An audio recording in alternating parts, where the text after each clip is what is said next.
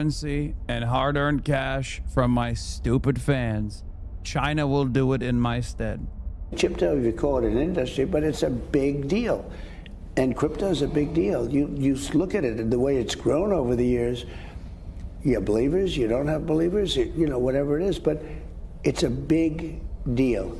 And anything we do, I want to be number one in. And we're number one in crypto, and we're also number one in AI. In the disclosure this week, the amount of money that you and the family made in crypto, it was an outsized number. I was just asking, were you know about the crypto ventures? So that was just something. By the way, I could know about it. I didn't. Right. I mean, there's nothing illegal. There's nothing wrong with it. I could know. I could know about it, but I didn't. Oh, it's pretty hard to make money while everyone else loses money in a market. You either have to know something or there's something nefarious afoot. Like the best example I can think of is Michael Burry shorting the housing market in 2008, making tons of money while a lot of people lost money. In that case, he made an informed bet. But you can also think of other times, like when somebody scams a bunch of people, they make money while everyone else loses money. And my favorite example of that might be Safe Moon, where people were told, oh, you're gonna go safely to the moon with this investment. In reality, all those people lost money while executives sold and made millions of dollars. And the question is, which one is this? This is a chart from Reuters, who calculated that investors have lost about $2.28 billion. That's on the crypto projects of the president, to be clear, while the president has made about $2.29 billion up to the current day. And I know that's pretty shocking, and you know, even I kind of am a little skeptical when I see calculations, you know, where are these numbers from, you know, who's providing these numbers. So that's why I was really happy to see that the new financial disclosure for the president has recently come out. It's 927 pages, and I decided, great, we can get to the bottom of what the real story is, at least for 2025. We don't have to guess. We don't have to go off anyone else's numbers. We can just look at the raw data, right? And so I went ahead and I pulled up, you know, the 927-page report of the president's assets. And, you know, I started taking a look to see how much money was made in the crypto markets. And the answer that I came to, along with basically everyone else, like the Wall Street Journal, is it's about $1.4 billion. And in total, about $2.2 billion for the year of 2025 in total revenue. Hogs will look at that and sincerely tell you he's just a good businessman. And it's ironic because, again, 60% of it is coming straight from either foreign investors and criminals that he's giving pardons to, because there's no like tracking of where this crypto is coming from, or there's no like accountability towards that, right? And then the rest is just ill-gotten gains from weirdly perfectly placed bets in the stock market. Which is about a 3.5x increase from the prior year before entering the White House. Previously, they made about $622 million, and now they made $2.2 billion total. Now, you'll notice that most of that money is from crypto, about 63% actually, and that's odd because, as I said, crypto. Yeah, odd. Yeah, crypto's down. How did he do that? Crypto is down. It's a market that has I wonder if I've ever been on this asteroid before. Since 2025, it's gone from about 3.5 trillion or so to about $2 trillion, which is a giant loss. I mean, like most people who invested in crypto over that time period have lost money. So how is it that the president has not? In fact, has made most of his revenue for the year from crypto when everyone else is down. And this is where I want to introduce you to this market right here. This is the Trump coin. It's the official meme coin of the president, where we actually changed the SEC rules to, you know, make some of this okay, by the way, some of the guidelines. And, you know, you can see that it peaked basically right around the inauguration and has been... Yeah. I think it was under Trump 1 initially where there were, like, they were supposed to, these meme coins were supposed to be treated like securities. right? And that was cast aside. Down only ever since, essentially. Now the coin is worth $1.71. So, you would think that if the president holds a bunch of these coins, he would have also lost money, at least on paper. Well, actually, you can check the financial disclosures and to see exactly how much money he has made in the form of royalties. You can see it's $635 million. So how does that make sense? He's making money while his fans, the people who are buying this, are down massively. This is the strange thing about this financial disclosure. You really get the sense that the president has found a way to make a ton of money from a market that is down while he is up. It's like entirely bizarre. Yeah, meme coin price jumps after launch. Meme coin price drops. Trump organization secures $2.29 billion. And he was actually asked about this, like, there's all these reports about you profited from the presidency, etc. And the defense has always been like, well, I'm aligned with you. I'm making money, but you're also making money because the markets are going up. Critics say you're profiting off the presidency. Well, you know why I'm profiting? Because the stock market's going up. Everybody's profiting. If you have a 401k? Yeah, it's strange because that's not. You did not make that money off stock market. You made it off crypto. How's your 401k done? This is the cope we always see. Sure, the president's making a ton of money, but everybody's making a ton of money. So his interests are ultimately aligned with ours, and it makes sense. He's got some stocks, you've got some stocks, we're all going up together. But this is a totally different situation because, again, crypto is down. You can ask any of your friends who own crypto, especially the ones who own Trump coin. They are not doing well right now. Okay, they are not having a good time. I mean, I'll be honest. Like, that one is deserving. Like,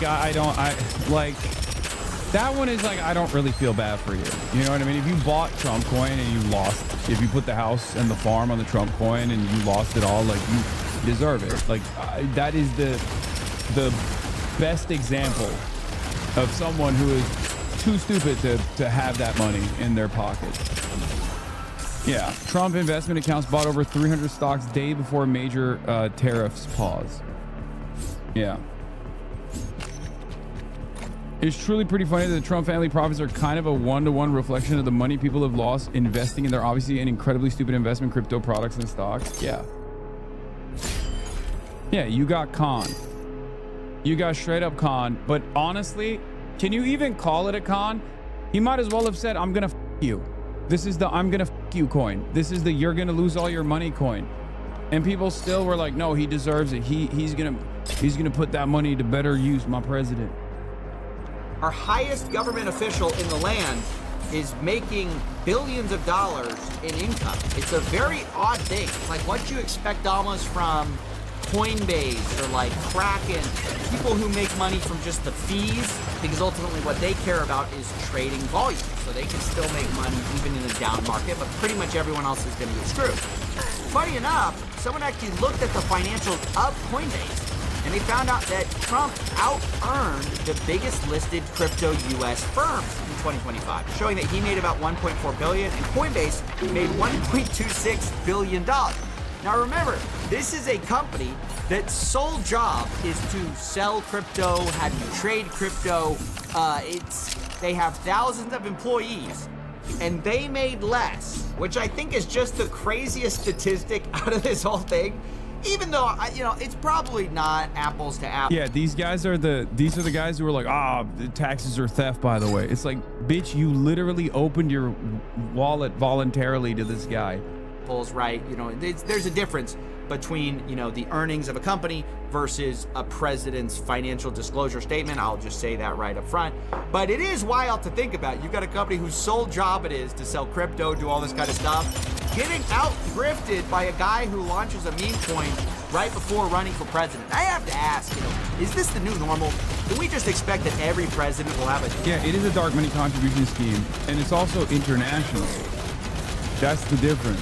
That's the biggest difference, is that this is all, a lot of this stuff is just bribes, okay? It's bribes coming from the United Arab Emirates. It's bribes coming from numerous numerous parties around the world. That's why it's so bountiful. I mean, obviously, there's a lot of dumb fuck Americans who did not get the benefit of bribing the president. But that's why that number is so bad. Down-only crypto coin, but they made hundreds of millions of dollars from. Is that our new normal here in America? I certainly hope not, but you just can't get around the hard facts that are in this disclosure. Here's one of the other major ways, by the way, he made money, which is the selling of World Liberty Financial tokens and various equity in that deal.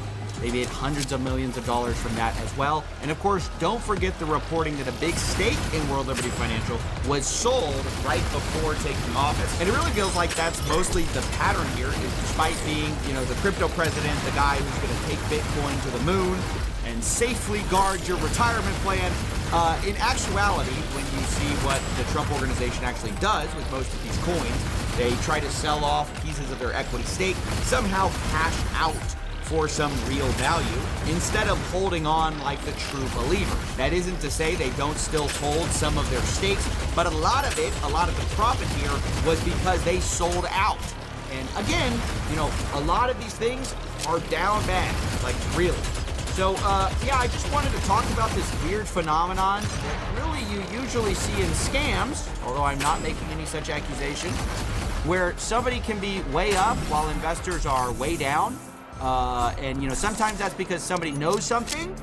Sometimes it's because people are being, extracted from, people are being grifted on.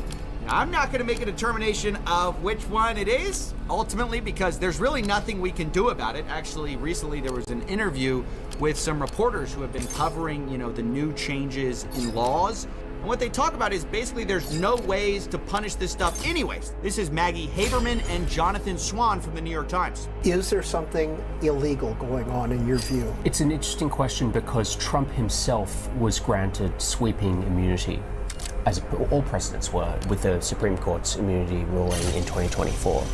So Trump is essentially beyond the reach of the law in terms of actions. I mean, there's a sense among Trump and his allies and his inner circle that with a very friendly Justice Department run by Trump's own former personal lawyer, with sweeping immunity from the Supreme Court, with an intention to use the pardon power more expansively, potentially than any president has ever used it, I don't think that they feel any real concern about illegality. Yeah, I wouldn't be too worried either. I'm not holding my breath for, any of this, even on the periphery, to be punished. Honestly, I think what is just the most interesting about this new era is how blatant it all is, how it's all just... It's like they're not doing like the Clinton Foundation type shit at all. They're just straight up doing it in your face. There is no reason for discretion. There's a very clear-cut like pay per pardon scheme too. It's unbelievable. I feel badly away from my kids because every time my kids do, if they invest in a stock or if they go and do a bill, anything they do, because the presidency is so powerful, so big, everything, if they buy a cupcake company, well, the energy to make the cupcakes is, sort of like, how's my energy policy? So therefore you have a conflict.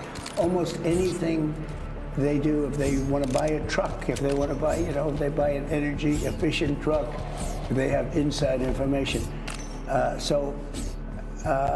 It's pretty tough in that sense. I tell my kids, stay away from as much as you can stay away from, but they also have a life. They feel badly in a way from my kids because every time my kids do, if they invest in a stock or if they go and do a bill. I tell them to stay away from insider trading, but they can't. What are you gonna do? Join us right now exclusively at the table. Anyway, here's the Trump supporter. Reuters tracked down Trump supporters who invested in his meme coin and lost money. What they say will probably not surprise you because they're so stupid. These are two investors into the Trump coin, and these are Trump supporters. If Trump was putting his name behind it, it must be a legitimate investment. This is a woman who spoke to Reuters. She put $2,000 of her savings into the Trump meme. At the end of May, her Trump holding was worth less than $120. She now thinks it was just a pump and dump scheme.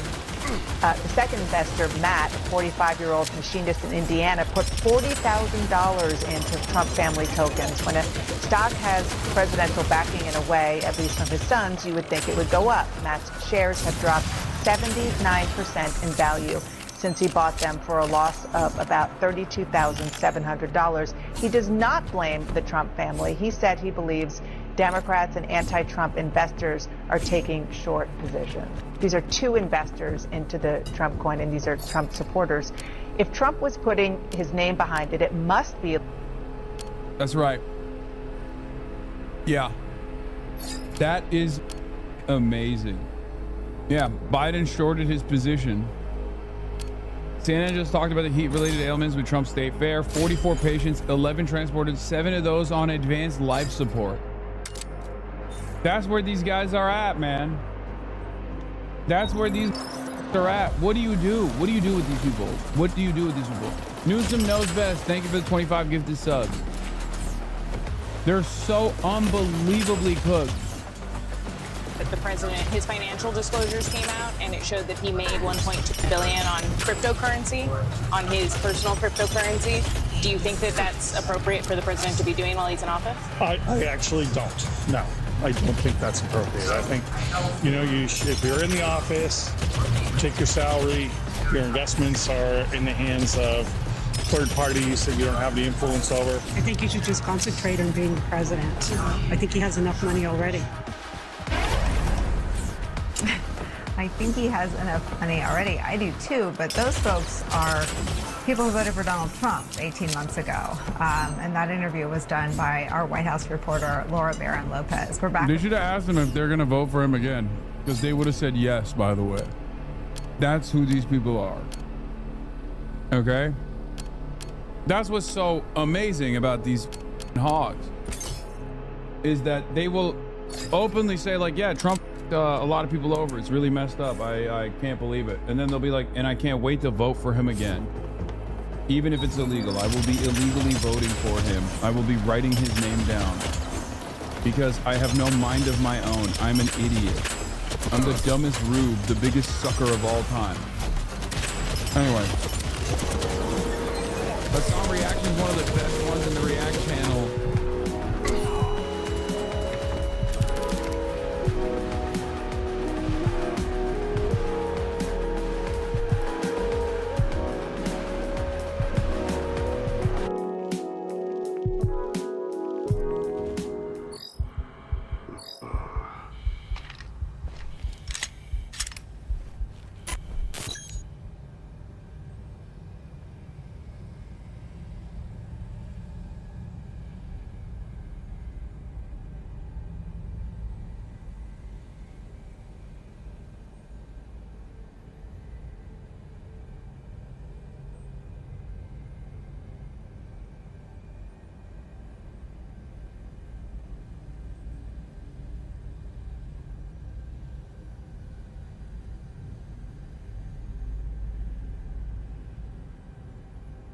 Let's pivot to something that's less spicy. Let's talk politics. Yeah. You stuck with Donald Trump through the Saudis, obstructing the Mueller investigation, asking Ukraine for dirt on Biden, pardoning Roger Stone, Steve Bannon, and Charles Kushner, who you put in prison. You want to go back and, cherry pick some of that stuff, that's fine. I know who I am and I know what I've stood for. Why should we believe any of your critiques of Donald Trump then? And Doge was completely ineffective. It was all bullshit. I mean, USAID is dead. Don't change the question now.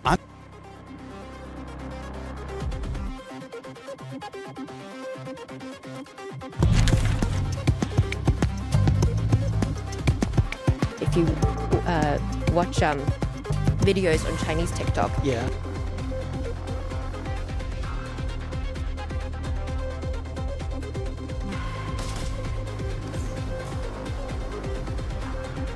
How did you get into this world?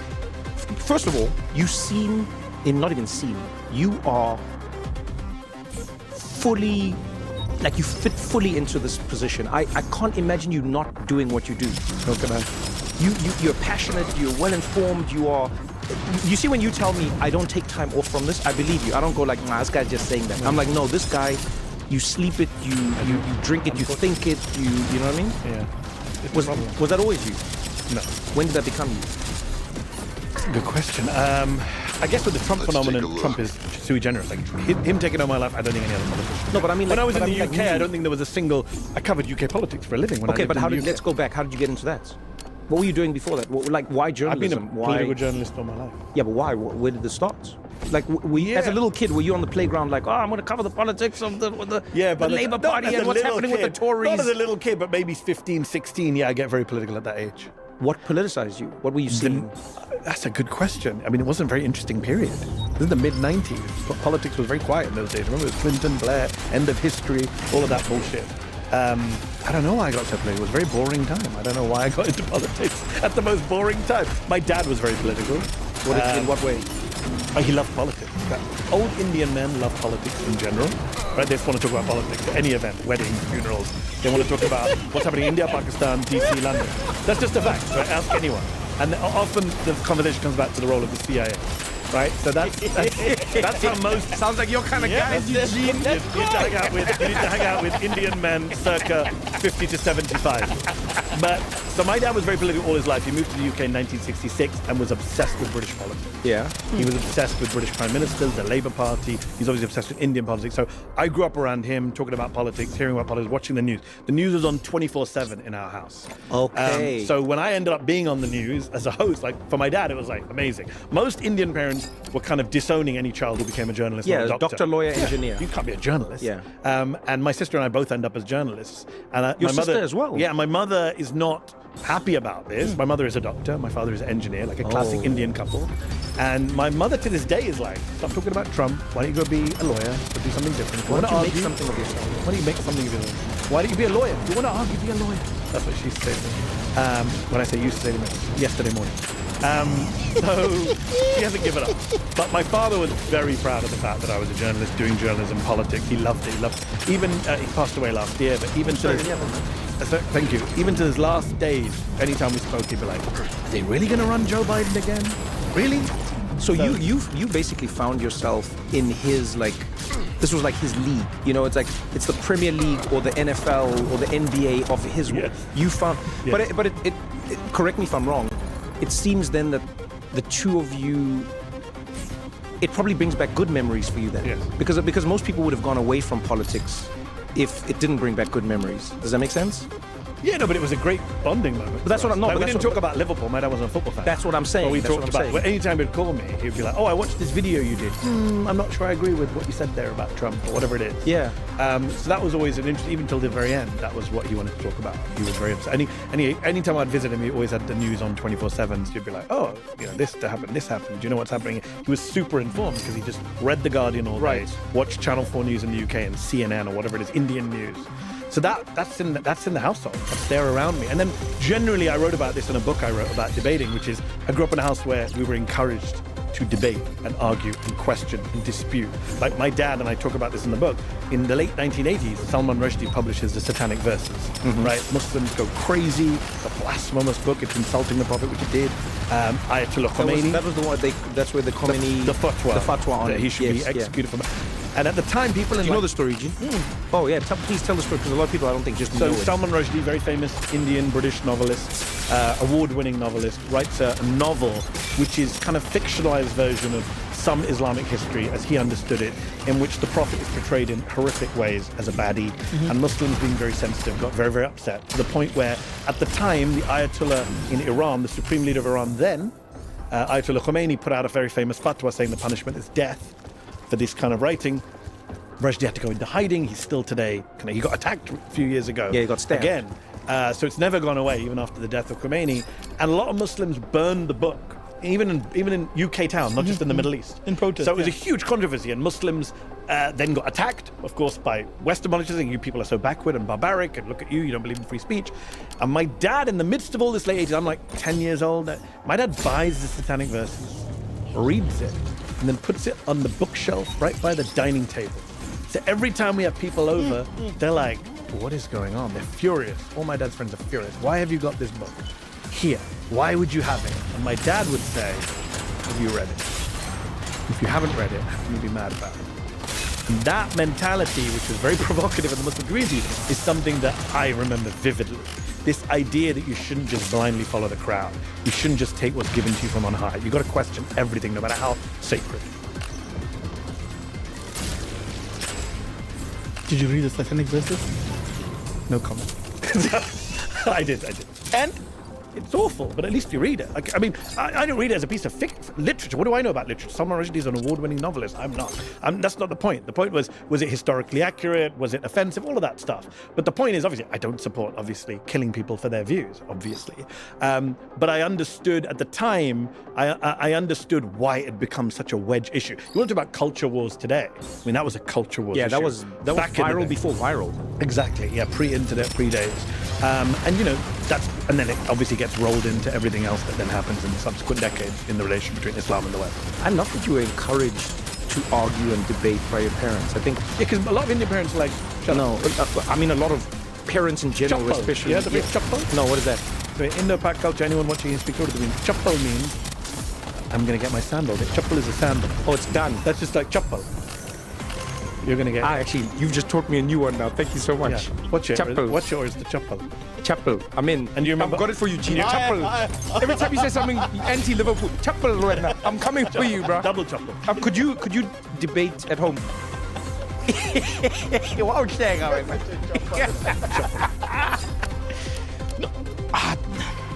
don't think there was time for debating. Just as you knew what you were told was what was going to happen anyway. I think But if you answered back, did you get slapped? No. I think if you grew up with a single mom, there's no one to defer to. Oh, so that's I think when there's a debate happens when there's someone to go right, talk to your wife. Yeah, when there's an audience to yeah, debate but for. now if someone goes at 6 o'clock we're doing this thing and you're like, but at 6 and then they leave the room. It's the law. It is what it is. It's just the law. Yes, it is what it is. Because when we saw debating is when we went to white kids' houses. Yeah, that was. And we saw the back and forth. Come on, what do I need to do that? They're like, yo. The day Andrew, my friend, told his dad, he said, come to dinner, and then he was like, oh, Dad, we're still playing. And I remember my body getting tense. You can't say that. Yeah, because I was waiting for his dad. And Andrew, he fully turned back. So his dad came to the door, and he was like, boys, time for dinner. And then he was like, Dad, we're still playing. And he didn't swear or anything. He wasn't rude. But he just said a thing that I would have never thought of. He was like, Dad, we're still playing. Right, we're playing Command and Conquer, right? And he was like, Dad, we're still playing.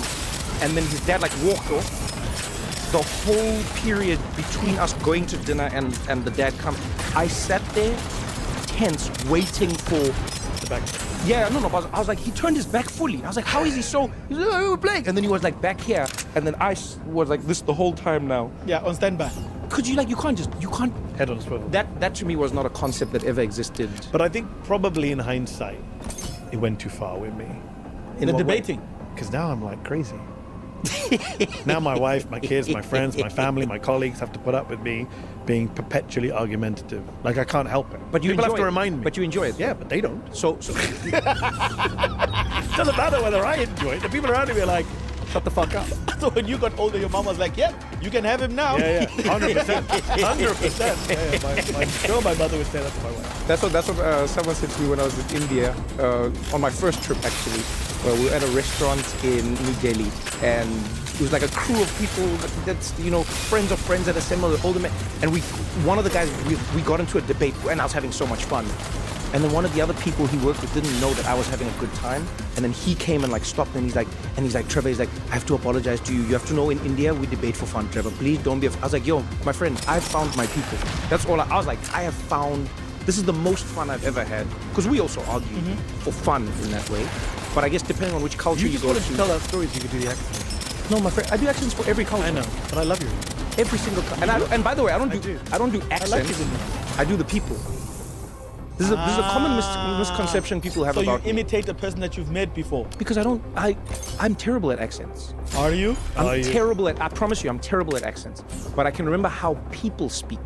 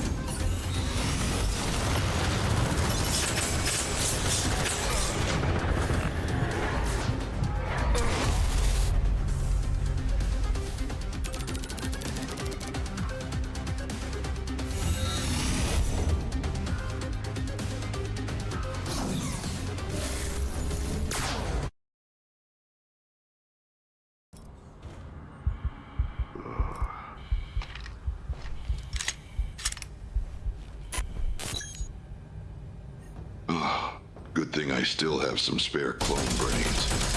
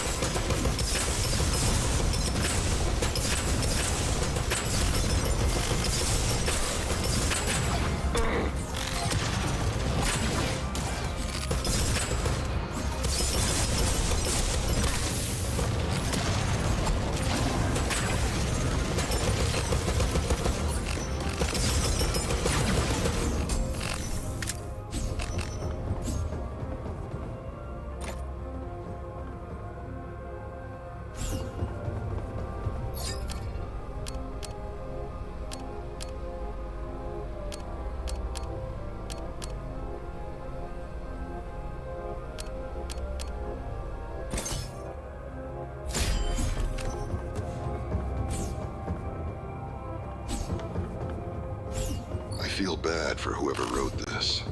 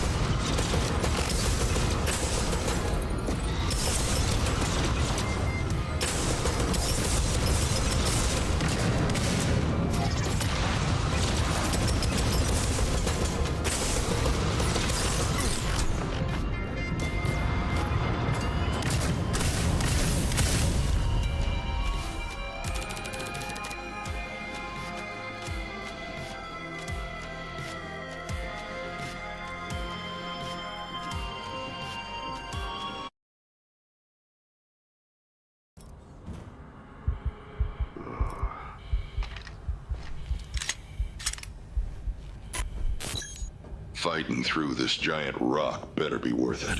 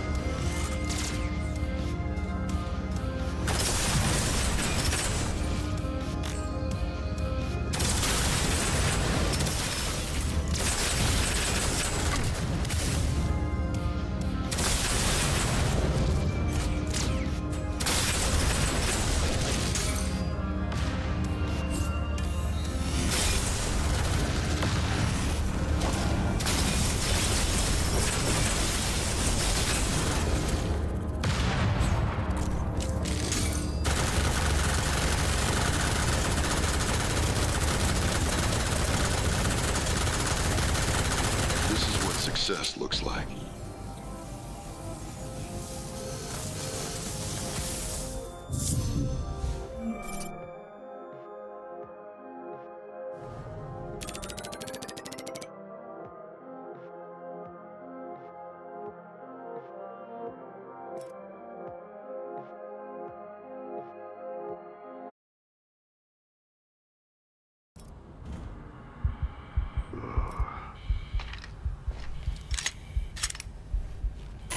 You know, I am one persistent bastard. But has anyone ever thanked me? No.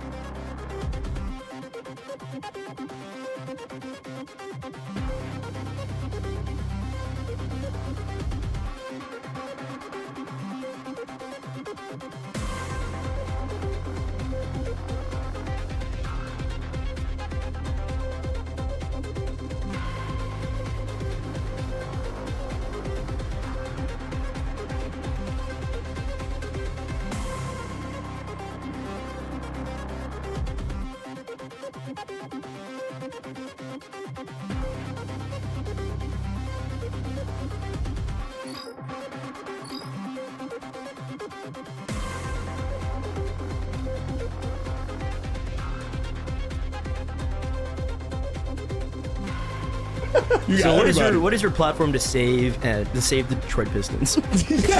Listen, man, we just got to give Cade Cunningham like all the peptides.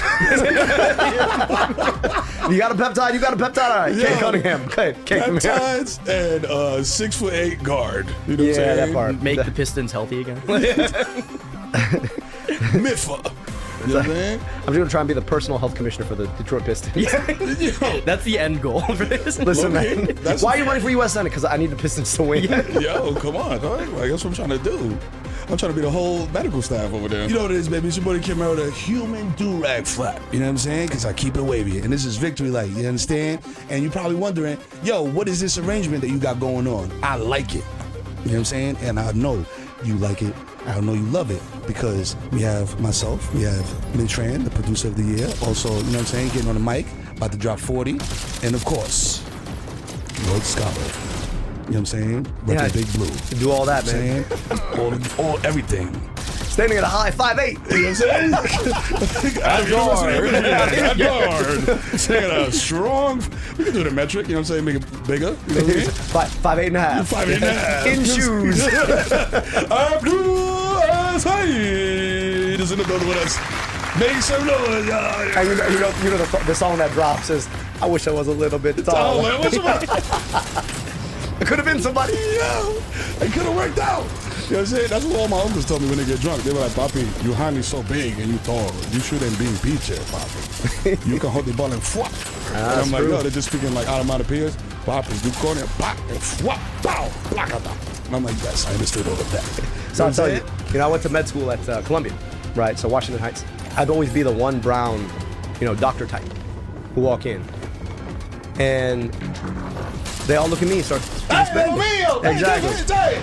And I was in a neurology clinic, and most people know Botox is, it's a cosmetic drug, but it also has some really important medical uses, in particular for people with cerebral palsy, because it relaxes muscles. And one of the things that people with cerebral palsy have is that they get contractures. It's really painful for them.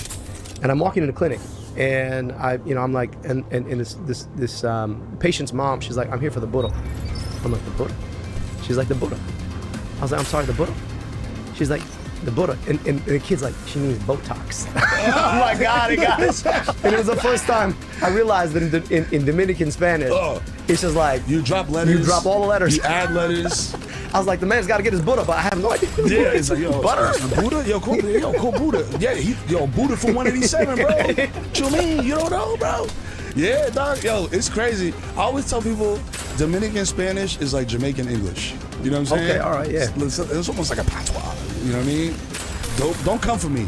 It's true. You know what I'm saying? We do be making stuff up, and boto. So similarly, my mom put in my baby book, the little baby books where you say, yo, your first song and like your favorite meal as a baby, blah, blah, blah. And for the longest time, I was like, my favorite song was Peter? I was like, Peter? I was like, who sings Peter, ma? Like, I don't know what that is. She's just like, it's a song. It's very popular when you was a baby. You was born in 1983, and the song was in the radio all the time. And every time you hear the song, you go inside in your crib and you cool and you going like this, and you dancing and you love it, that song. And I'm like, what the fuck are you talking about? Like, what? I'm like Googling Peter, pop song, 83, nothing. I'm like, can you like give me like you just play the song? Yeah, play it or like hum a tune or whatever. She's like, it's it's the song that it says like Peter, Peter, Peter. I'm like, I was like, "Ma, that's Michael Jackson, ma. Let's beat it, ma. Beat it. Let's beat it." And she's like, "No," like indignant, but no, it's beat it. You gotta imagine what she was thinking. She's like, "Man, he just really wants Peter. He just wants Peter, bro. Where's Peter? Where's Peter?" Yo, where's Paul? By the end of the too, song, man? he just comes like, it's actually about trying to get someone else to leave, Yeah. not a guy named Peter to come. No, you know what I'm saying? I'm not trying to make nobody named Peter come. You know what I'm saying? Like, I'm good. I'm good, bro. Yo, hold on. We got my man Abdul in the building, you know what I'm saying? Let's get cracking. Okay, if you don't know, get to know, because Abdul is running for Senate in Michigan, okay? What is the district? Whole state. The whole state. motherfucking thing. You know Lower what I'm saying? Peninsula, Upper Peninsula, all the Great Lakes. All of it, you know what I'm saying? Because this is Senate, this ain't Congress. That was a little civics lesson for you right there. Pow. You know what I mean? So, coming out of Michigan, University of Michigan, immigrant parents, everybody here has immigrant parents. Why did you decide to disappoint your parents and not finish med school, not become a physician, and go into public policy, which don't pay no money at all, and you can't buy, you know what I'm saying, you can't get free veneers for your uncle? You know what I'm saying? You can't get a private practice. You can't get a private in public practice health. and do boto. So You know that's what the I'm thing. saying? So I actually graduated med school, and in my final year, I'm seeing, I'm doing what early doctors do, which is you kind of see patients, but you're doing it with a whole bunch of mentorship. And there was a woman who fallen and hit her head. And I come down, my job at the time was to be the person between the floor where they admit patients and the emergency room. And so I come down, I said, okay, what'd the head CT show? So if you fall, hit your head, you wind up in an emergency room, you're gonna get a head CT. And they're like, oh, we didn't do one. I was like, what do you mean you didn't do one? She's like, oh, she's fine. I was like, I could see the abrasion on her head. She got the Hasim Rahman Exactly, joint, bro. I was like, what? So in the end, he looks at me and he's like, he's 12 hours into a shift. He's a resident physician. He's like, look, man, she'd be a social ed. And what that is code for saying, look, the reason she's here in the first place is because she was inebriated and hit her head. And if we don't get her out of here, she's going to start withdrawing. So we got to get her out of here. And let's be clear, like, it's not like we're going to be able to help her anyway. I was like, now with that attitude, you're not going to be able to help her. So I call up my attending and I'm like, look, this poor woman didn't really get her rights by us. We could do a lot better. So we end up admitting her, diagnose her with full-blown AIDS. She's had HIV her whole life. One of the things that HIV can do is it takes over this gland that controls her blood pressure. So her whole life she was hypertensive, meaning high blood pressure, but now she got low blood pressure. Her blood sugars are all over, and she's got an actively bleeding pelvic mass. So took care of her for 2 weeks. And at the end, we found the only rehab facility that took patients with HIV in all of New York City. I got her set up for housing that she had access to because of her HIV status. And in the end, she decided to go home with a family member. 2 weeks later, I just finished up my residency applications. I said, you know what, like, I wish she would have gone through with all this, but like I learned a lot taking care of her, and these are the kind of patients I got into medicine to take care of. And I'm going to dinner with a friend. I get on the A going downtown from Washington Heights, and my patient is laid out on the floor. On the seats of the subway. I go check up on her. She couldn't recognize me, but she was okay. So as soon as I got home from dinner, I pulled my residency application. Finished med school, but went into public health. Now look, for me, she was the kind of patient I wanted to take care of. Right. In the basement of the hospital I was training at, right, that's where the emergency room was. On the 9th floor, you've got this special pavilion where you've got like Arab oil sheiks and former presidents who come and get their care. Right. The hospital does a lot more to try and attract those people than it does to try and take care of the people I wanted to take care of. And I realized in medical school that unless we change our system, I'm not going to be able to do that. And the reason I became a doctor in the first place is I was raised in the middle of Michigan, in Southeast Michigan, by my dad, who's an Egyptian immigrant, my stepmom, Jackie, who's a daughter of the American Revolution. And my folks would ship me off to Egypt, so I understood exactly how lucky I was to be born in the United States. And when I was there, I'd hang out with my grandmother, smartest, wisest person I ever met. She lost 2 babies before their first birthday. My dad watched 2 siblings die before he turned 5 years old. And here's the crazy thing. I could go 15 hours to Egypt, or I could go 15 minutes from where I grew up into the city of Detroit. And either way, there's a 10-year life expectancy difference between them. And I became a doctor because I wanted to do something about that. And I realized that in the end, not only is our healthcare system not part of the solution, it's part of the problem. So instead, I went into public health. And ultimately, for me, my career has been about trying to ask, how can you build an America that addresses that gap? Yeah. Where you got kids whose families have been here far longer than any of ours, who don't have the same basic resources that I got to take for granted. I got amazing public schools, vaccinated against diseases that killed an aunt and uncle I never got to meet. I got to go to the University of Michigan, great public school. I got to get my medical education paid for by the NIH. My cousins, smarter than me, harder working than me, they drive cabs in Egypt. That's not my life. Right. And so in some respects, man, I'm playing with house money, to be honest. And the question is always, not what can you do to make your life a little bit nicer, but what can you do to take what you've got and make other people's lives nice in the first place? Yeah. And so, my dad still to this point, right, in the spirit of immigrant dads, he's like, Wallah, you could have been a surgeon. You could have been a great surgeon. And I'm like, I could have, but I knew your mom. And at the end of the day, like, how often people tell you, oh, you're smart and you work hard, you're going places. I'm like, she was smart. Yeah. And she worked hard. Yeah.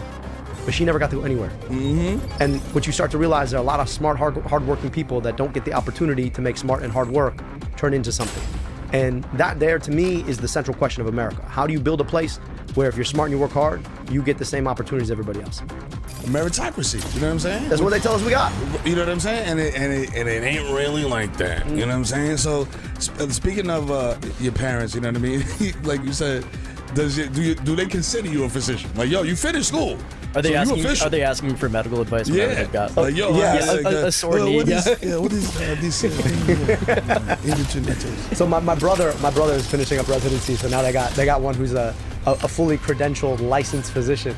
I did an MD and PhD. What's that they say? If in America you got to work twice as hard to get half as far. I got 2 doctorates, and they don't even give me credit for one. I'm like, listen, you pick which one you want to give me credit for. I did one at Oxford, one at Columbia.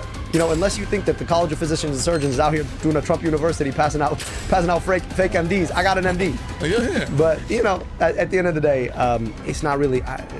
I'm not here to defend my credentials. I'm here to make sure.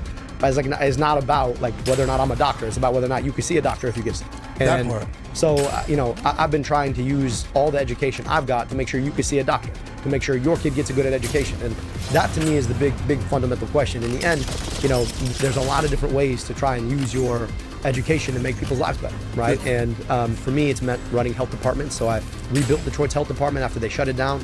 Led Wayne County's Department of Health, Human and Veteran Services, put glasses on tens of thousands of kids, stood up to some of the biggest corporate polluters, put Narcan and vending machines all over our county, put up air quality monitors, eliminated upwards of $700 million in medical debt. So I'm proud of the work that I did with my education. But in the end, my question is not like, what are my educational credentials? It's how did you use the education you got to try and make sure other kids could get education credentials? Right. Other people could see a doctor. And that's what this whole run is about. I will tell you though, it's funny. As a guy who spent 7 years of grad school, I'm unemployed and ask everybody I know for money. So maybe my dad was right, man. Yo, we're gonna put his cash app right here so you can send him something. You know what I mean? Just so you put get a that sandwich. link. Exactly. Somebody buy that man some food. that feels like the modern day grad school story. Facts. Actually. That part. Yeah. I spent so much money educating myself, and now I'm in the world of work, and I gotta go sell trousers and tailor because I can't find a motherfucking job at nowhere. And this is the thing, man. It's the story of America. It's easier to make a second $1 billion if you already got one than it is to make the first $100,000. Boy, who you telling? And that's the thing. And you talk to folks who are smart and worked hard, and and then you think about AI and what AI is about to do. I mean, you got AIs that can simulate this whole podcast. The whole thing. It's crazy. It make me talking like, you know what I'm saying, Japanese. We was watching Joe Budden in Chinese the other day. It's crazy. The AI dubs. AI dubs, bro. They're getting very, very good. I mean, but that's a whole class of people who would have had jobs doing exactly that. And I know that because as a child, like, you know what I'm saying, when your parents send you back home, you know what I mean? I'm in the Dominican Republic watching Dragon Ball, and it's like, Goku, ¿por qué estás ahí? You know what I mean? And I'm like, I know this ain't AI because it's 1989 right now. You know what I'm saying? And now that shit is AI. It's funny, so Arab cartoons, most people when they speak Arabic speak dialects, right? And the dialects are very different than modern classical. Yeah. But like whenever they do cartoons, it's in modern classical Arabic. So imagine like you're watching cartoons, but they're talking like the Bible. That's like all Arab cartoons. Is hilarious. You know what I'm saying? It's crazy because I'm like, because it almost is identical in like Spanish language TV. Because in DR, it's like, bro, this is a guy that does not sound like me. This is an Argentinian Nobody man. talks like that. Yeah, this is a Mexican guy. You know what I'm saying? Like there's different species of Latinos, guys. You know what I'm saying? We're not all the same. I mean, the funny thing is, people wouldn't even realize if you and I stood next to each other, be like, oh, that's his taller, better looking brother. Yeah. They're like, yo, he plays baseball. You know what I'm saying? Like, yeah, he's the boxer. You know what I mean? No, he's the smart one. And this guy, he got a 96 mile per hour fastball. That's what it is. And it's wild because we were saying before of Mike, same thing happened with Kareem. Shout out to Kareem Rama, friend of the show, the homie. You know, shout out to Subway Takes, keep the meter running, out right now. You know what I'm saying? And we did like a Dominican or Arab. You know what I'm saying? Like kind of like Q&A's and thing. And it was, bruh, there was a lot of similarities. Ojalá. You know what I'm saying? Ojalá. Ojalá. You know it's funny. So here's the thing. I'll tell you a hilarious story from med school. So as the one brown guy walking in, everybody assumed, and we're in Washington Heights. Everybody assumed I was just Dominican. So I had to learn, right? No hablo español. Yo soy árabe. Yeah. And people were like, "Oh, your accent's so good, so you must actually speak Spanish." I was like, "I literally just told you, I'm Arab. Like I don't speak Spanish." I learned how to say this very well. And so at one point, here's the hilarious story. When you're in surgery, one of the most important things that you got to make sure a patient has done after their surgery is that their gut is moving again, right? So you come, so I asked them, like, have you gone to the bathroom? Have you farted? Right. And so, I wish I would have. I took French. I wish I would have taken Spanish. So somebody at some point taught me that the question I had to ask was "Tienes kaki?" Okay, but at that point, somebody told me it was "Tengo kaki." So I'm walking up to patients at 5 a.m. in the morning, knocking on the door, like, "Hey, tengo kaki." Tengo kaki. And they're like, "Okay." And you're sitting there like, ¿qué es lo que tú quieres que yo haga, coño? Maldito árabe, diablo. You have kaki? What you want me to do? I'm in the bed right here. I can't go anywhere. I have it in my pelvis, papi. You want me to clean in your kaki? Coño. So I'm just in that. My shooting no good? So my wife at one point, she's like, do you know what you're saying? I was like, yeah, I'm asking them if they went to the bathroom. She's like, no, you're telling them that you went to. You got a full diaper. You got the Trump special. I'm like, damn, for 2 months, I'm walking around, waking these folks up in a whole ass white coat. Tell them I just took a dump. Yo, wake up. Yo, I'm gonna hit you with this downloader real quick, but I shit my pants. Just want you to know that. Also, why? So I got a colonoscopy recently, and I was farting like crazy. First of all, good on you, man. Thank you. First of all, hey, can we get the applause? Yeah. Hey, because here's the thing about it. A lot of dudes our age need a colonoscopy, aren't going to get one. Mm-hmm. And I get it. I don't want to get a colonoscopy, but here's the problem. I got 3 friends right around our age. 30s, 40s. Late stage colon cancer. There you go. It's an epidemic right now. So look, it's not fun. Nobody wants to do this. You just got to do this. My guy's leading by example, all right? You feel me? And if this guy can get his ass snaked, so can you, all right? So can you. So can you, all right? You know what I mean? All our Jamaican listeners, it's fine, bro. It's a medical procedure. He wakes up after all of it and he's like, tengo kaki. Tengo kaki. So while some people might decline getting a colonoscopy because of a masculinity choice, I wonder if some people might not get one because it's a policy choice and maybe they can't get access to it. Thank you. So, Thank you. Boom. You brought it right back. Magic Johnson, look at this. Hey. he steals the ball off the court, brings it all the way back. It's Alvarado right He's there. like, we will talk about policy, goddamn. and to bring it right back. So in thinking about your policy positions as you're running for Senate, a big one that you are running on is Medicare for All. Right. And it seems like I feel like over the last few years, everyone always seems to explain or try to tell you that this thing is not possible.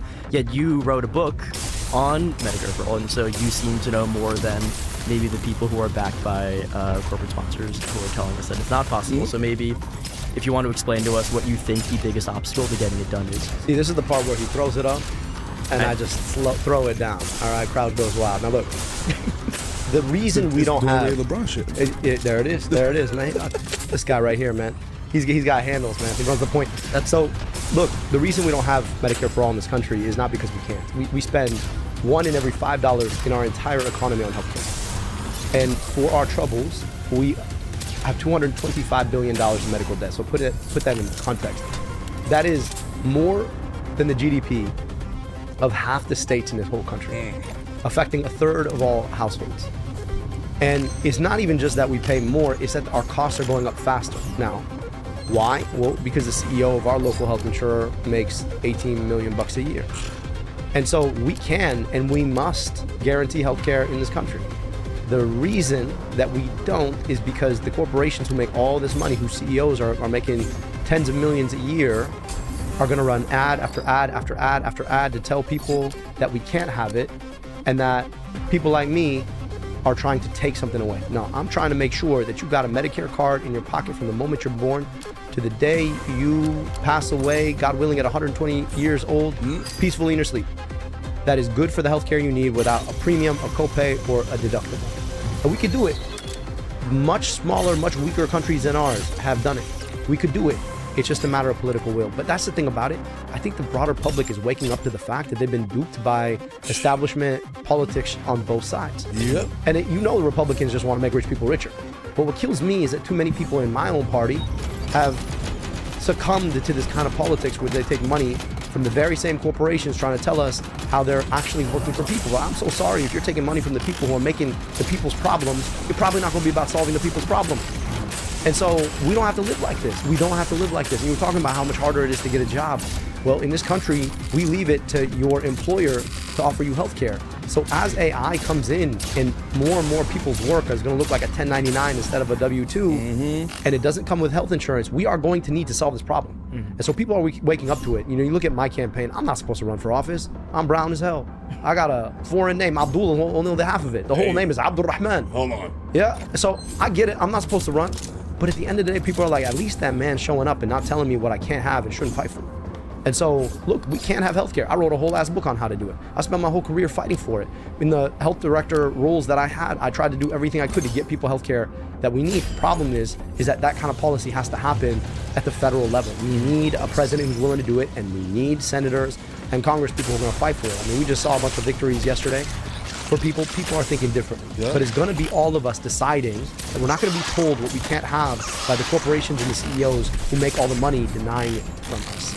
And that's the thing. It's like, that propaganda machine is so strong, man, and it's so well funded that it really makes people believe, like, man, this shit is impossible. Yeah. Or I mean, the only option is the public option, right? In addition to the kind of private, in addition to the private healthcare system. And I'm kind of wondering maybe your thoughts about, the people in your own party, right, who are just like, the only way is this kind of half measure where we still pay premiums, but it's through the government, and it's kind of like more inefficient too, because you're just creating a whole other system, right? Well, that, from a policy standpoint, look, here's my worry about a public option. The minute you have a public option, all the private options are going to do everything they can to dump their most expensive patients where? On the public option. And then when the public option gets that much more expensive, guess who's going to be right there to be like, oh, no, it's not possible. Look how inefficient the system is. And you're like, well, this is just a logical outcome of what you did. But here's the thing about it. Too often people think, and this is the other problem with Democrats. Democrats talk about fighting like someone who's never been in a fight. You know what I mean? They're like, we're gonna fight. I'm like, look, are you walking around doing this? Yeah. Like, we're gonna have some fisticuffs. Yeah, put them in the dukes. Yeah, exactly. Listen, man. I'm not gonna let. I'm not.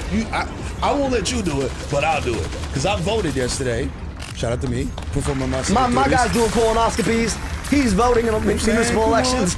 You feel me? Got straight out the car, bro. I didn't even change, bro. Just jumped in the car with wifey, man. Went straight to the polls, and it was select one, and there was only one name on there, and it said Cory Booker, and I wrote Joel A. Martinez as a write-in. Pow, put it in there. So I'm like, yo, bro, if you're gonna just sit up there and talk, bro, you could go. You could go. If you're just gonna sit up there and yap, filibuster all day. Filibuster all day, bro. Go filibusting up. Get out of here.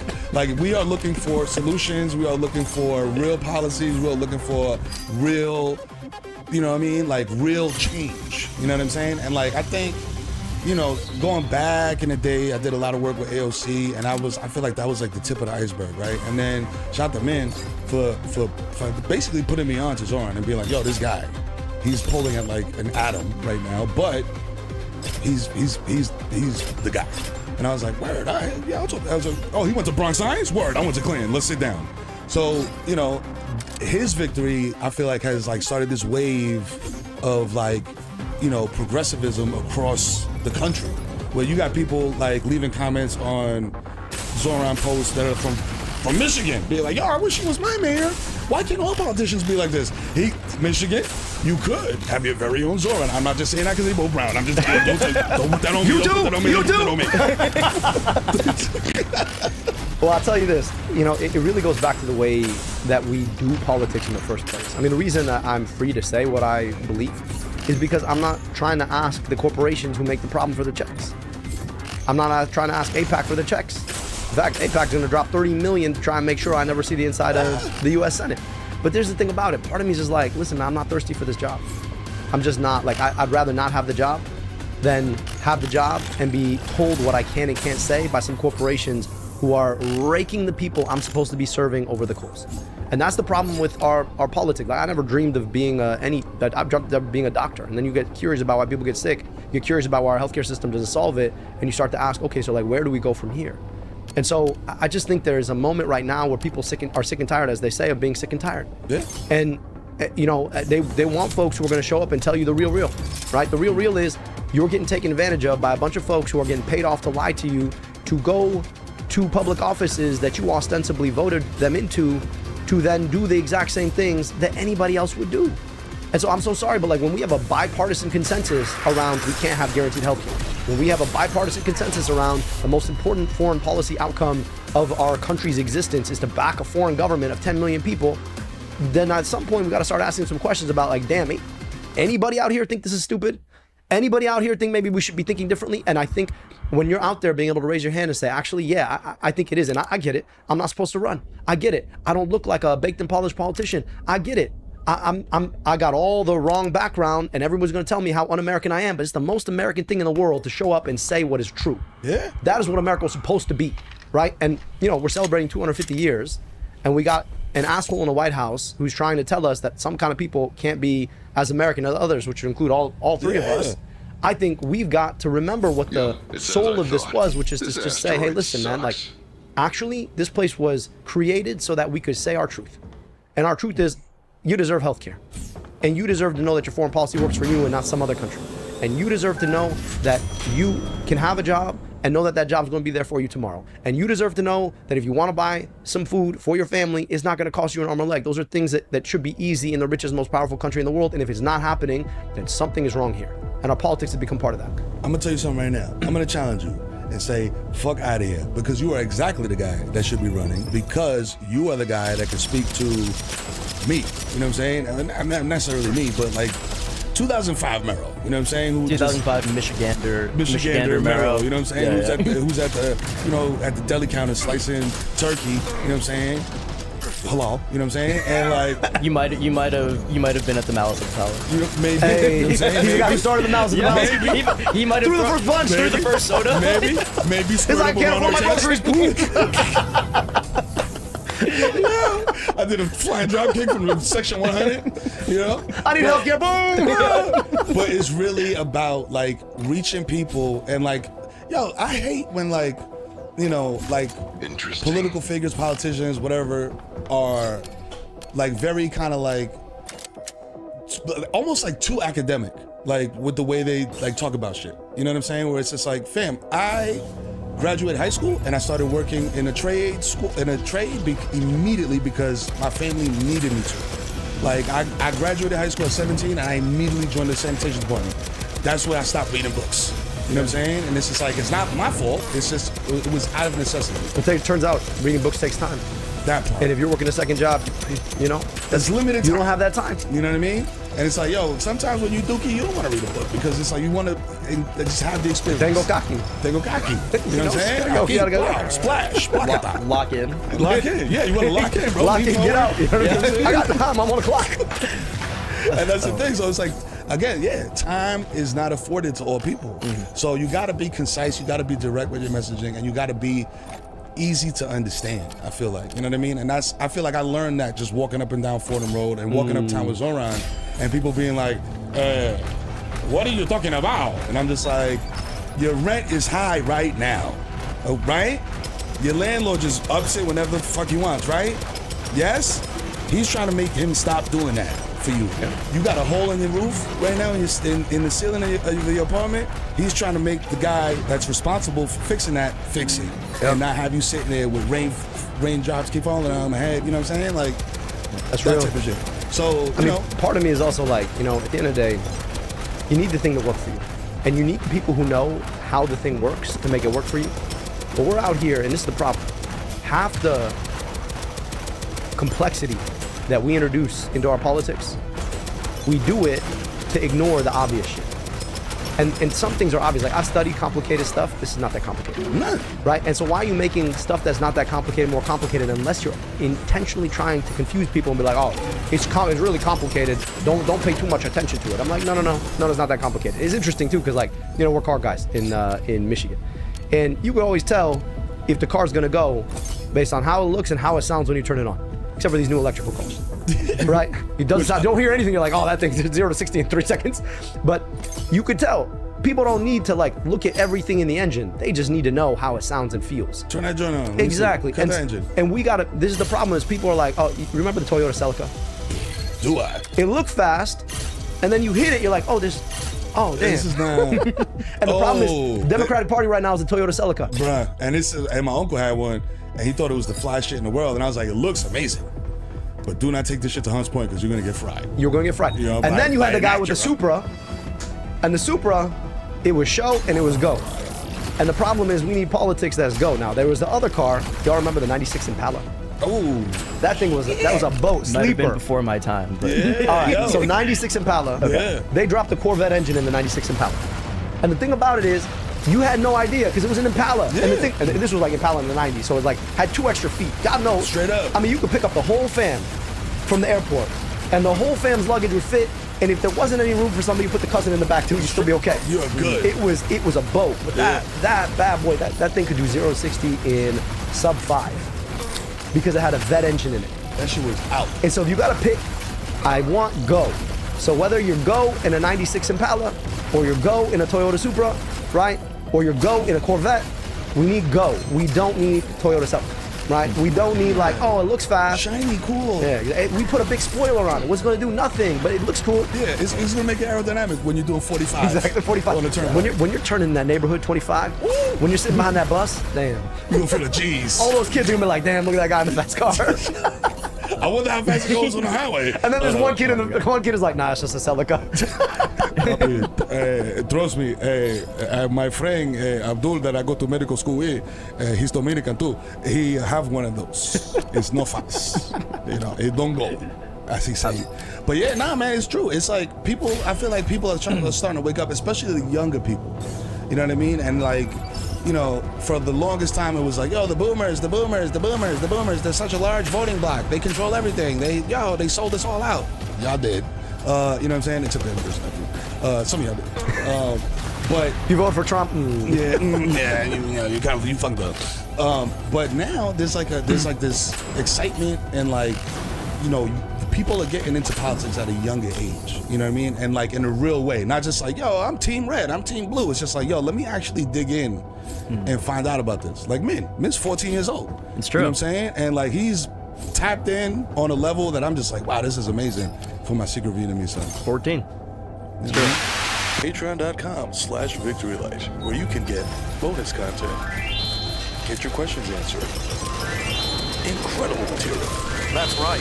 You guys enjoy the episodes on YouTube? Well, look no further, because on patreon.com/VictoryLight, you can get so much more, including the rest of this exact same episode, and no ads from Imperial Interests. And also, you won't have to deal with Mero being interrupted in the middle of a joke by an ad for Provasic. So join us on patreon.com/VictoryLight. That's patreon.com/VictoryLight.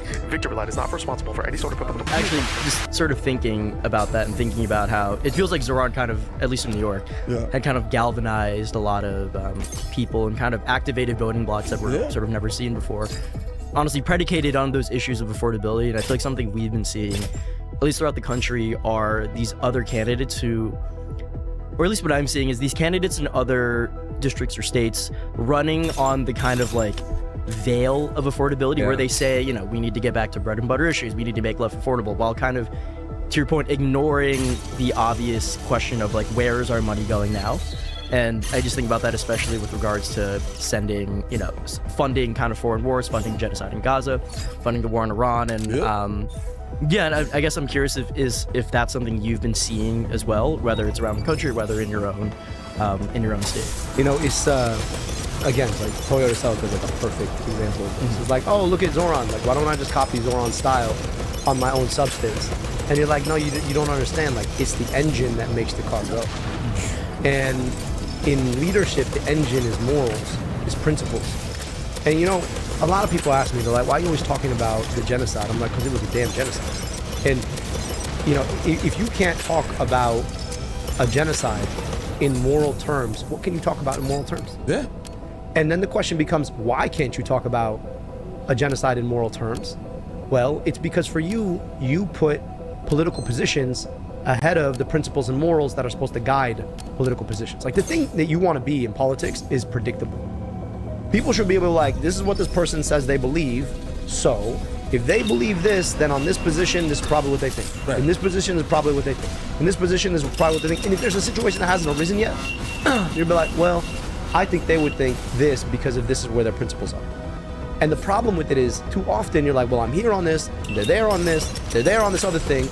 And you're like, okay, so if you don't have a basic set of morals that offer a framework from which you then deduce your political positions, then really you just got political positions, which means that there's probably somebody you're trying to appease with your political positions. Like, if you can't figure out why somebody thinks something, there's probably a third party there. Oh, and a bag. Attached. And there's the thing, is that like, so look, because I'm willing to say that I believe in equal rights to peace, dignity, and self-determination for all people, that I believe in Palestinian dignity, rights, and self-determination, that I don't want my tax dollars that can be spent providing our kids healthcare and glasses and schools being sent over there to kill other people's kids.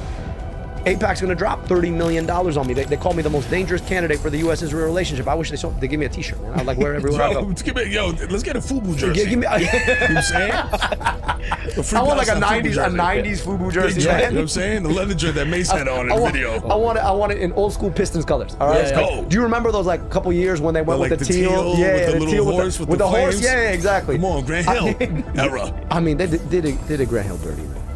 Listen. Grant Hill, man. Grant Hill. Was it him or was it the Filas? We will never know. You know what I'm saying? Because some shoe companies, focus be tearing ACLs like crazy, bro. With certain shoes. So growing up, like Hakeem was my guy. Okay, Hakeem Olajuwon, I was like, listen, man, it's a Muslim brother. He's fasting just like I'm fasting. Then he drops 30, right? And then remember when he came out with the Spaldings? My dad was like, he's never going to ask for a pair of J's again. I'm like, but I will, because those are Spaldings, man. All right, Spalding makes basketballs. They don't make basketball shoes. Yo. Okay. Yo, I told my dad the same shit, because he was like, yo, he got me a pair of Ewings, and I was like, shit. I was like, man. He's like, pero you don't like Michael Jordan. Every time you watching here in the television, you say fuck you, and I don't like when you say that. No me gusta la mala palabra. But if you're saying Michael Jordan fuck this guy, so why you want to wear his shoe? I give you Patrick Ewing, you know, and you like him, and he's Jamaiquino, like Caribeño, like us. And I'm just like, nah, bro, these are Iron Man boots, bro. I'm not doing this. Also, Patrick Ewing, like, he can wear this. Right. Because he's huge. He's 7 foot. Also, those are his shoes. Like, I can't walk 3 blocks with these shoes.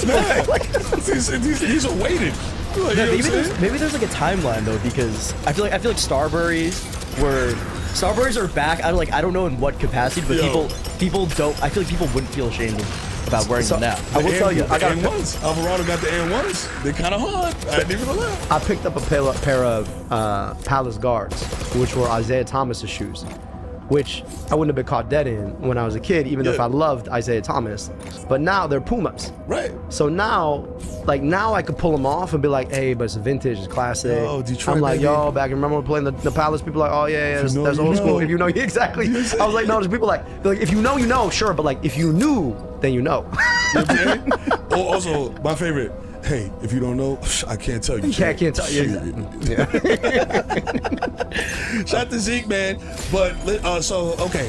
All right, let's get back into boom. Well, actually, thinking about Well, thinking about the ways in which, like, the kind of flimsy ways, I guess, like establishment politicians talk about Israel, I feel like something we're seeing is like the right actually taking up that mantle. Like, I feel like you're seeing like figures on the right actually call out Israel's war crimes almost quicker than establishment Democrats do, and something I feel like, you know, people should be slightly more wary of are people on the right, you know, one, being opportunists, but two, taking the mantle of certain policy positions that people on the left should be doing. And another way I'm sort of seeing this happen is with essentially the Maha movement and RFK Jr. And so I guess I'm wondering if you can maybe talk about, I guess, how or why RFK's claimed the mantle, and I guess like what the kind of dangers of someone that stupid with a worm in his brain. Listen, Abdul, let me just ask you this. What the fuck is wrong with drinking an entire gallon of whole milk and working out in a pair of lead dungarees? I'm just saying, man. What would be wrong with that? That man. Can you even rep out 20 with no shirt? Can you even do 10 Kid Rock reps? Can you? You can't. Bitch. Let's go to Planet Fitness right now and hit those 50-pound dumbbells and see how you rep out on that gym. That man's inner thighs must be like calloused as hell. Yo, can you imagine? I'm about to say, I'm like, yo, bro, listen, this is neither Mintran nor Abdul Asayid have said this. If you circumcise my brother,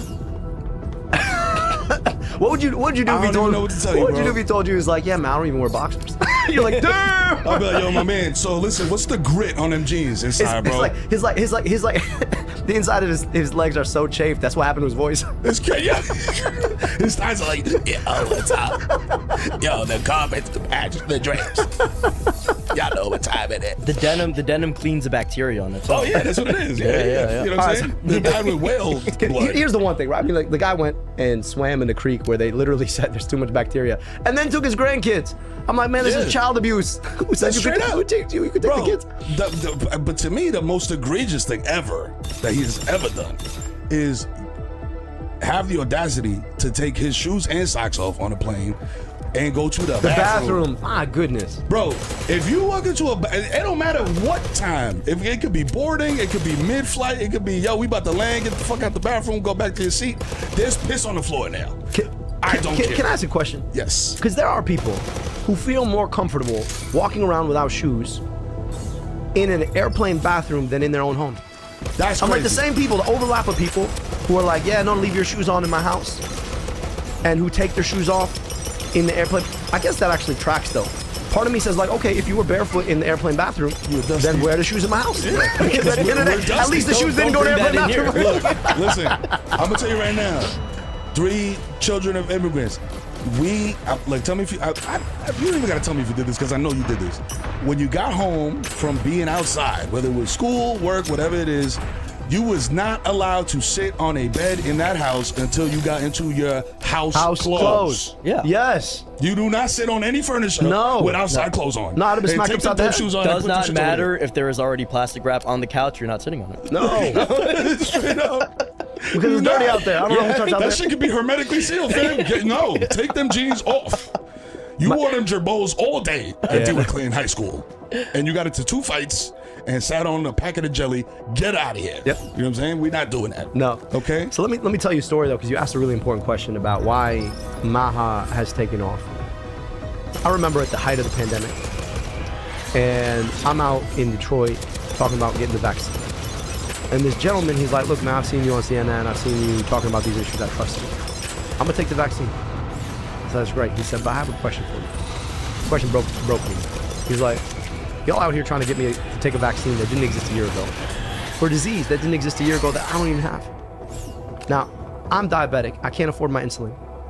Where are you all at with the insulin? A drug that's existed for 100 years for a disease I had since I was born. And really, I mean, I was flabbergasted. I was like, you just crystallized everything that's wrong with our system. Because here's the thing about it. People like RFK Jr., they freebase off the distrust that the greed of our healthcare system has created. Because at the end of the day, if you think you're getting nickeled and dimed by this system, it's not that. big of a leap from you guys sell me stuff I need for prices I can't afford, and you're trying to pick my pocket, to you guys make stuff that you tell me I need at prices I can't afford. You're trying to pick my pocket. All RFK Jr. had to do was, you can't trust them anyway. And he's right about that part. You can't trust them anyway because you know that they are raising prices on you in ways that are taking advantage of you because you get sick. Yeah. And so my point is, we're not going to get public trust back for public health until we can guarantee everybody in this country that they are not being nickeled and dimed when they get sick. Because at the end of the day, if you know it's there for you when you need it, you're a lot more likely to trust it. But if it's not there for you when you need it, you got to fight with some insurance person on the other side of a phone for like 3 hours to get them to pay for the shit that you know you need. When you get like a 5-minute appointment that you had to wait 2 months for, when you pay every month and then you're being put into bankruptcy, if somebody's out here being like, there's an alternative, it's called raw milk. And by the way, why don't you go work out in your jeans? You're like, I guess, I mean, this shit looks crazy anyway, so maybe. Why not? I mean, and that's the problem, is that like part of me is like, to be trustworthy, people have to know that you're not trying to exploit them. Yeah. And let's be clear, our healthcare system is exploiting people. 1,000,000,000%. Bro,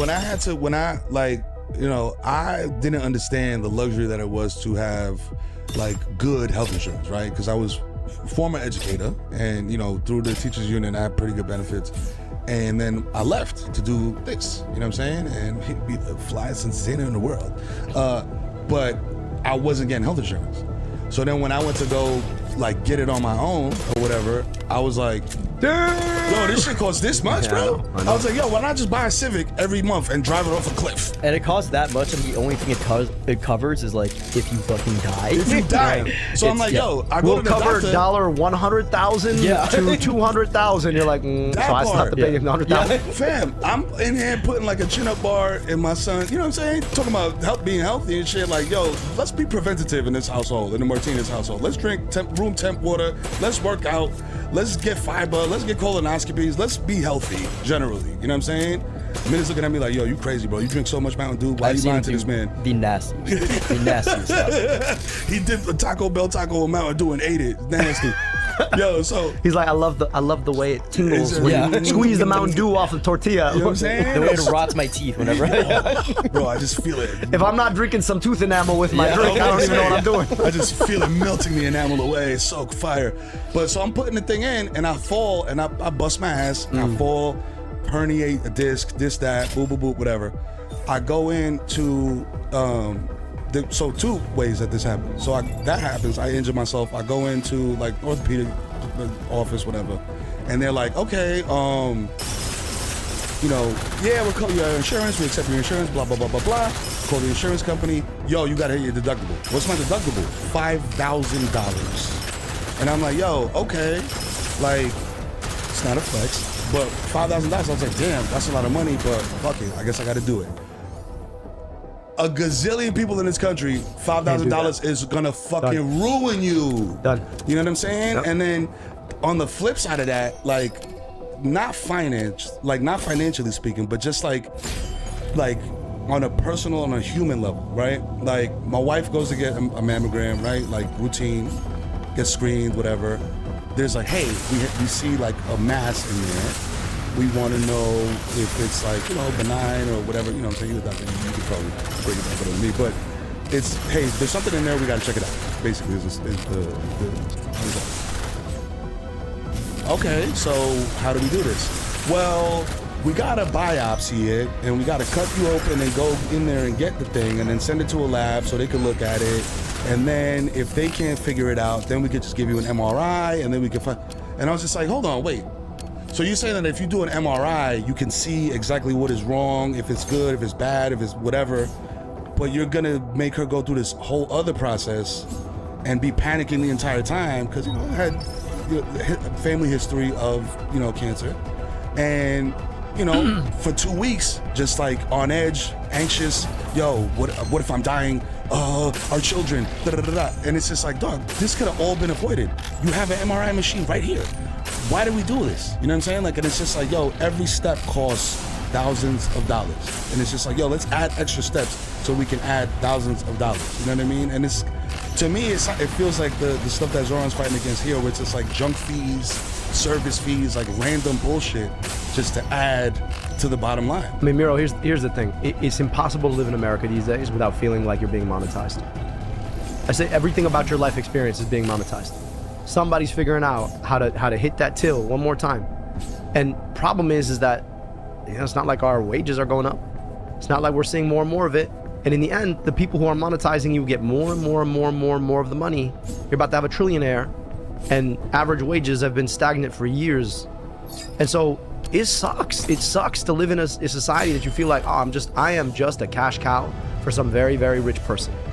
Even when it's gonna come at the cost of somebody cutting into me, somebody making me sit through like weeks of anxiety, and y'all don't even care if I'm gonna die. There was a video on TikTok, just went viral.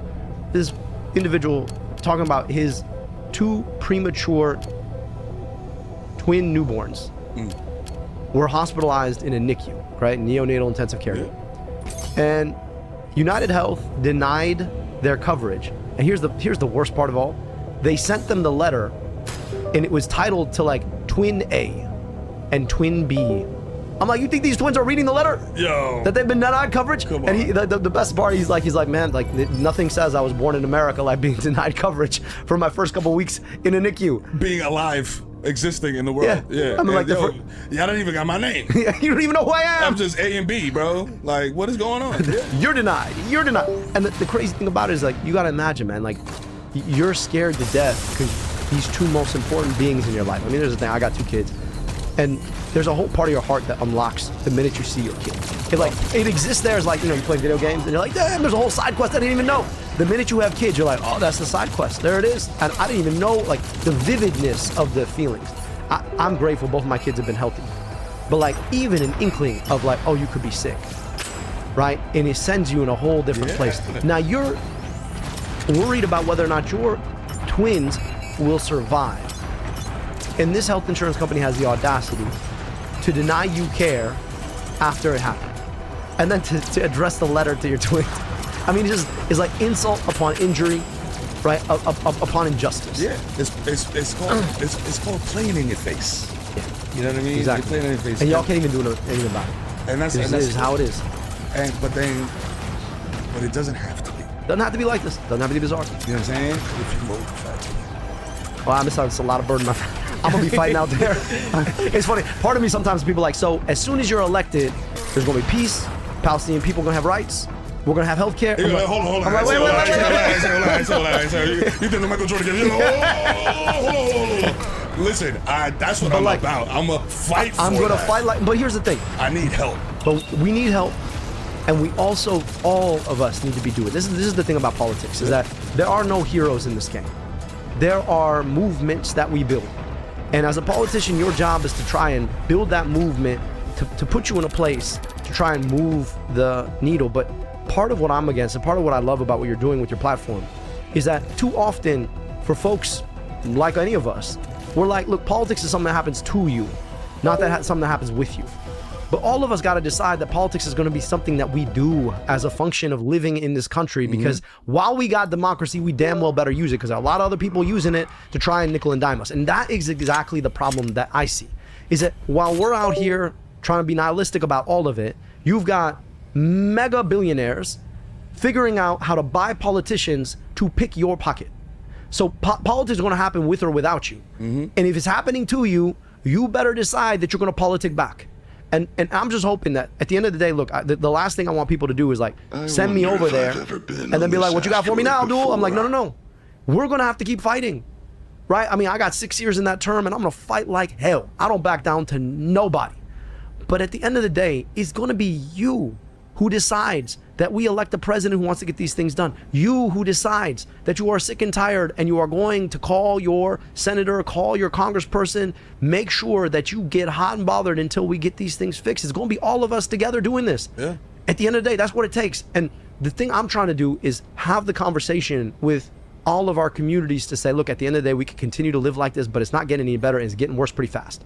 So I'm going to put myself out there. If you're going to send me to have to be with Lindsey Graham okay? Don't send me out there without a crew. And that crew is you. That crew is all those people who decide, we're going to be a part of politics again, and we're going to get involved. We're going to hold our politicians accountable until we get guaranteed health care, until we get the corporations out of politics, until we get union rights, until we get taxes on billionaires so we can get good schools.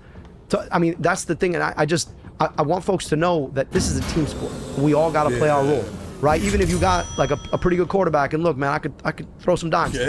But even if you got a good quarterback, you need receivers. You need an offensive line. Hello. You need a good running back. Give me some Barry Sanders back in the 90s, man. Come on, dog. All right, so you speaking to my soul right now because I'm coaching juniors this year. You know what I'm saying? I love it. They get into that age, like 11, 12, and they going hard. That's where it's fun. My son's playing left guard. All right. And rushing on that. You know Okay, so they're pulling. All right. Because he's got the, you know what I'm saying? And they like, yo, he put him there. And he's on all the trick plays, the boot, the pulls, all that stuff. I love it. So he's the one pulling, like taking out some DB in the backfield. Yeah, bro, and then just standing over him like this, like, yeah. But you need that. And it's like, I told him, I was like, there's nothing glorious about this position, bro.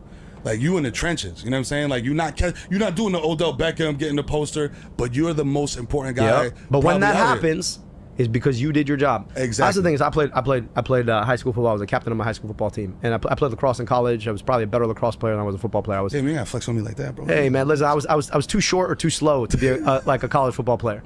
Somebody was like, oh man, if you were a little bit faster. Stop. If you were a little bit taller, I was like, damn. Y'all can play free safety. Yeah, like, my mom one time was like, listen, God gave different people different gifts. Would you trade some IQ points for 5 inches? I was like, fuck yeah. Hell yeah. Are you kidding? Absolutely. I was like, how many IQ points you want?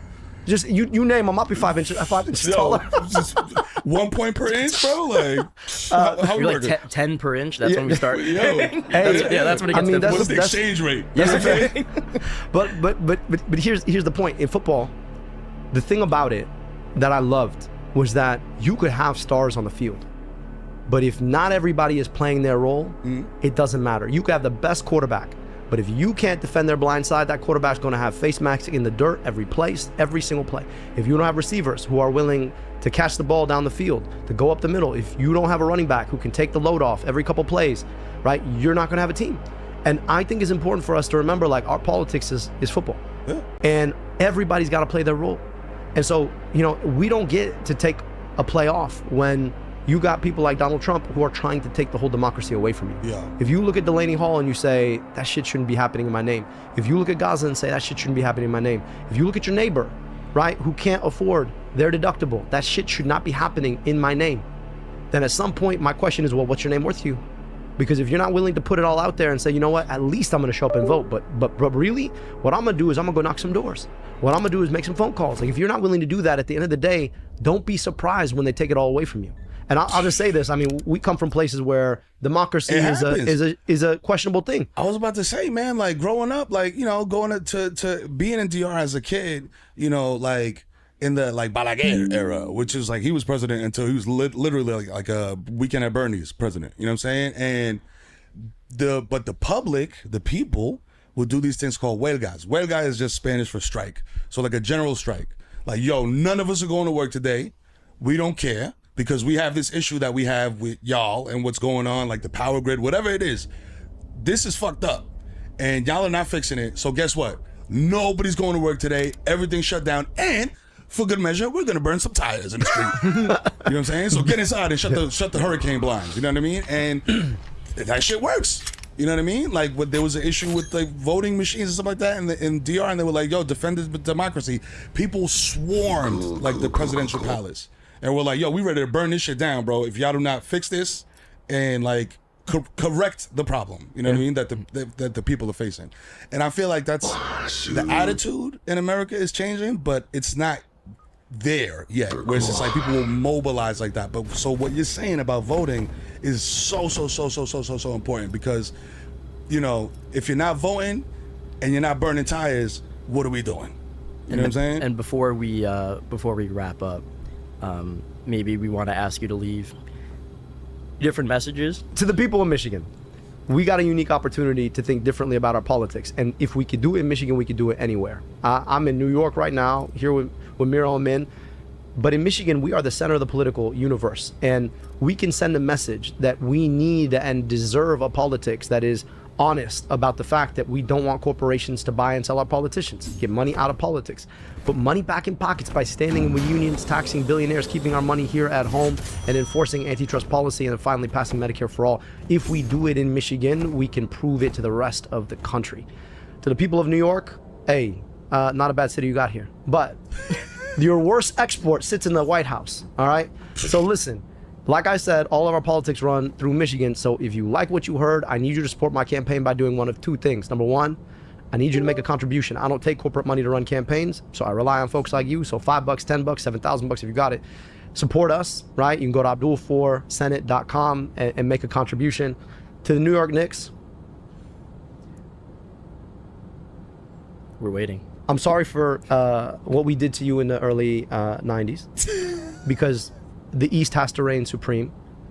And then when my Pistons get there next year and we whoop that ass, just remember that 2026 was your year. All right. Listen, you got a team of destiny. I get it. Destiny's 2026, and then after that, we whoop your ass. We're good. Say, look, I'll take it. You know what I'm saying? I just need one in my lifetime. You know what I'm saying? At the end of the day, frankly, y'all long-suffering Knicks fans. Come on. And I get it. I understand. You deserve this victory, and like you got to win it for the East. I'm just saying, like, Cade's coming, man. Yo. That brother, and I will tell you, to Cade Cunningham, I'll tell you this. One of the hardest things I ever had to do when I was health director in Wayne County, I had to rebuild the juvenile detention facility in Wayne County because it was in such terrible shape because of the state. And it's not something I ever trained to do. I'm a doctor, right? Like, and so when I saw it, I was like, we got to declare a public health emergency. We're going to fix this. For 3 months, that's all I did, take care of those kids, make sure that they were safe and healthy in that facility. Cade Cunningham, we brought him to visit the kids. That young man, I'm not going to lie, man, like, he won my respect as a man. He walked from cell to cell and had like a 10-minute conversation with every single kid. He stayed there for 3 hours. 3 hours. He didn't have to do that. Yeah. He could have come, right? Could have just been like, "Oh, I'm here, Kid Cunningham." Yeah. No, he stayed. He was asking kids like, "Hey, how about you? What do you know? Like, tell me about your life. Tell me about what you're looking forward to. Like, tell me what motivates you to want to stay out of the system." I was so impressed with him, man. 24 years old, didn't have to spend his time. So like, when I root for Cade Cunningham, I root for the man and I root for the basketball player. Hey. I really, like, he impressed me so much with the fact that, like, guys making millions, doesn't need to spend his time there. Could have done what people worth that much money at 24 could do. And he decided, he was like, look, there's an opportunity for me. And I asked him, I was like, so why'd you stay this long? He's like, because these kids have to be here. Mm-hmm. At least they can earn the fact that I want to be here. They don't get to go home. I was like, all right, Cade, listen, man, like, I'm a Cade Cunningham fan for like the rest of my life. Forever, yeah. Wherever he goes, I'm gonna be a Cade Cunningham fan. But like, let's win a championship, all right, Cade? Listen, man, this wasn't our year. Like, and also to the Pistons ownership, like, let's build it. I love me some Dunk. Together. Like, we got some amazing, but like, let's we got to build a little bit more team around him. So he needs help. You know what I'm saying? He needs a number two, a real number two. Jalen Duren, I love you. But we can build a team around Cade, and look, I think he'll take us. Look, as Pistons, like every 10 to 12 years, we got a great team. So like, we're on the cusp. You're right there. We're almost there. Like 6 years away. Y'all fulfill your destiny. We're coming next. Build a team around Cade. Build a movement around him. Come on, bang, mic drop. Love it. Stop. All right. Appreciate you. Thanks for having me. Yo, this was amazing. Come on. Abdul4senate.com. Check us out. Follow us on socials. We're having a good time. So, and listen, if you're in Michigan, come on out. If you're not in Michigan, come on out. We're gonna be having some fun in Michigan. Show them this. There you go. Wow. Boom. All right. A victory light.